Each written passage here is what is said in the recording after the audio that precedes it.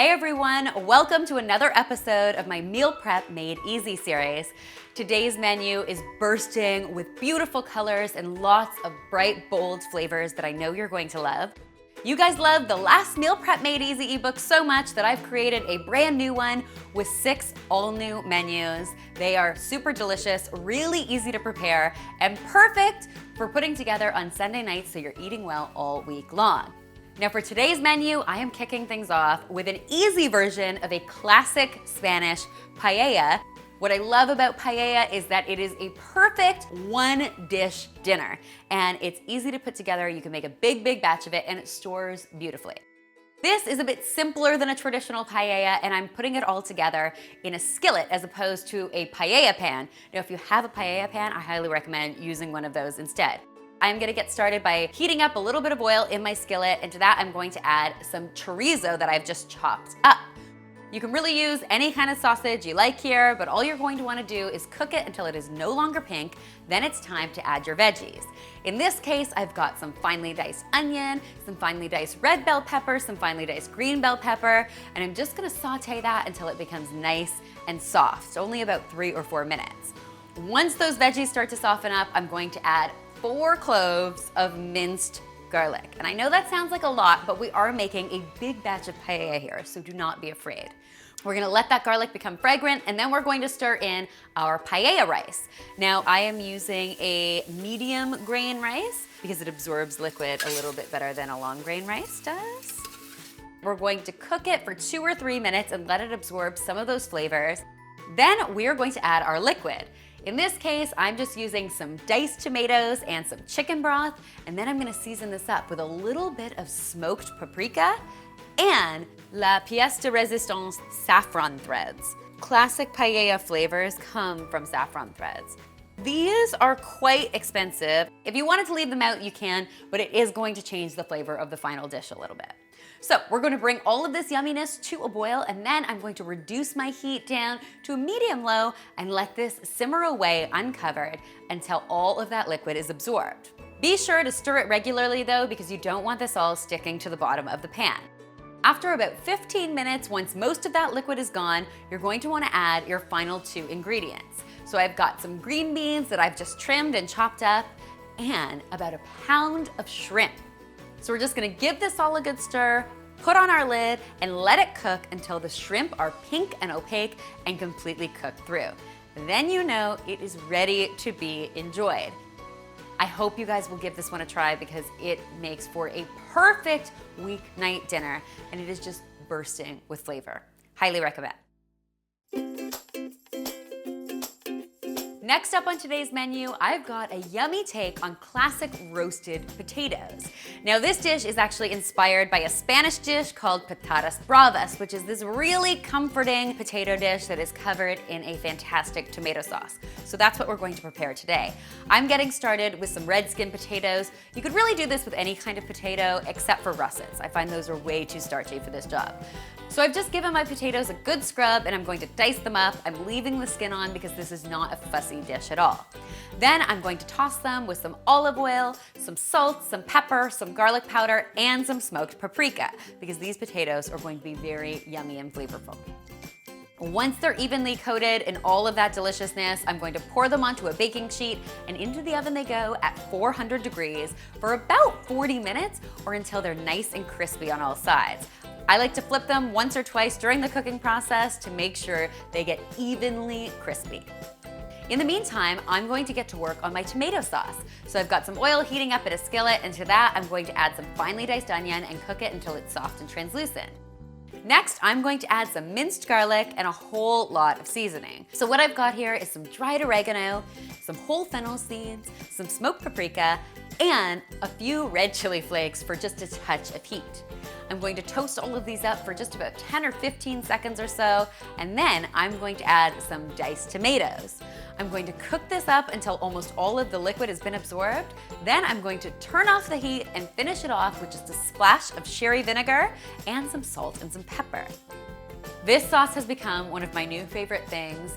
It's got tang and acidity, but it's also got a ton of smokiness, so it's very flavorful. It is perfect when accompanying these potatoes, but you could also use it on things like poultry or fish, or even with some fried eggs. That would be amazing.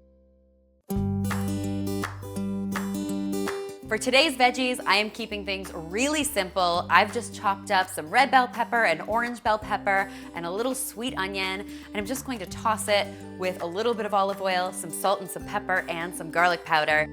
I'm going to put these in the oven at 375 degrees for between 20 and 30 minutes. And really, it's as simple as that. I love having roasted veggies like this on hand because I'll throw them into a pasta dish or into a salad, or I really love these served with fajitas. Super, super yummy. To complement all of these warm, rich, yummy flavors, I've created a nice, cool, refreshing gazpacho soup, which is actually meant to be served chilled. And it's really simple to make either in your blender or in your food processor. It all starts with some chopped tomatoes. I'm also adding some chopped cucumbers, some red bell peppers, and some onion. Then we're going to flavor all of these fresh veggies with some minced garlic, a little bit of ground cumin, a splash of sherry vinegar for a little tartness, and we're going to finish it off with some water to help it blend up. Once all of that is nice and blended, I'm going to add a few pieces of stale bread. Now I know this seems a little strange, but I promise you it adds quite a lot of body to this soup. So we're going to add our bread and season this really well with some salt and some pepper, and then give it another really good blend. Once it's blended, it looks something like this. Super fresh, super delicious, and it's best served chilled. I promise you, it is one of the most refreshing dishes to enjoy on a very hot day. For lunch this week, I have a salad that is just going to knock your socks off, or at least it knocked my socks off. It was so yummy. It's my orange and fennel salad, and I love it because it's got a ton of sweetness from those oranges and a ton of great crunch. So I'm going to get started by mixing up my dressing. I've got some lovely freshly squeezed orange juice, and to that I'm going to add a little bit of sherry vinegar for tartness and a good glug of olive oil. I'm also going to be adding some freshly chopped parsley and some salt and some pepper. I'm going to whisk this all together and then divide it into 5 jars. Now it's time to assemble my salad. As with any great salad in a jar, we're going to make sure that our heartiest vegetables are at the bottom of the jar because of course they stay in contact with that dressing the longest and they're the least likely to get soggy because of it. So I'm starting with some finely chopped fennel. If you've never tasted fennel before, it's got just a hint of black licorice flavor, but it's nice and fresh and crunchy. And it's beautifully complemented by fresh oranges. In this case, I'm using 2 different kinds of oranges. So I've got a traditional navel orange and what they call a cara cara orange that has a little bit of a pinky color. They just look so pretty and they both have a little bit of a different flavor. We're going to finish the salad off with some finely sliced sweet onion, a handful of mixed greens, and a few toasted pine nuts. These salads are fresh and bright and gorgeous if I do say so myself. If you're serving them for lunch, I would also recommend serving them with some grilled whitefish crumbled over top. I think that is the perfect accompaniment.